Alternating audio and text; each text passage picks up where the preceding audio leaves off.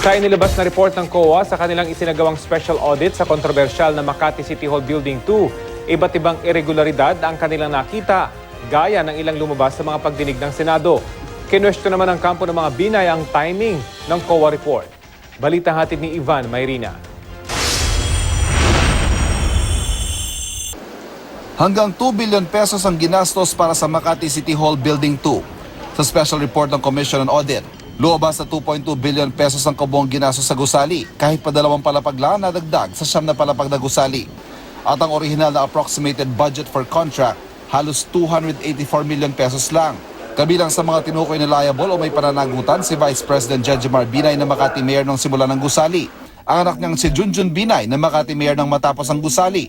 At si dating Makati Vice Mayor Ernesto Mercado na kabilang sa mga lantarang nagbulgar ng umano'y overpricing ng proyekto.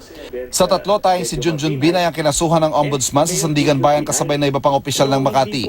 Ang Vice Presidente makakasuhan lang kung matapos ang termino, hindi rin kinasuhan si Mercado. Kabilang din sa mga sinita ng report ang kawalan ng anunsyo sa mga pahayagan na open for bidding ang proyekto. Bistado yan dahil ang resibo ng bayad umano sa bid announcement, peke umano. Wala ring resibo sa binayarang bid documents sa mga umano'y bidder para sa Phase 1 na Hillmarks, ITP at J-Bros. Ang J-Bros nga itinanggi pang nagbid sila. Para sa Phase 4 at 5 naman, Hillmarks lang ang nagbid. Ito rin lang ang bidder para sa isang gusali ng Makati Science High School at ng University of Makati Nursing Building. Niluto rin daw ang bidding ng architectural at engineering contract ng Makati City Hall Building 2 na nakuha ng Mana Architecture and Interior Design. Paalala ni Junjun Binay na audit na noon ang Makati City Hall Building 2. Wala naman nakita. All of a sudden, meron na ngayon nakita yung COA. Again, timing sa suspect pagdating sa mga ganyan .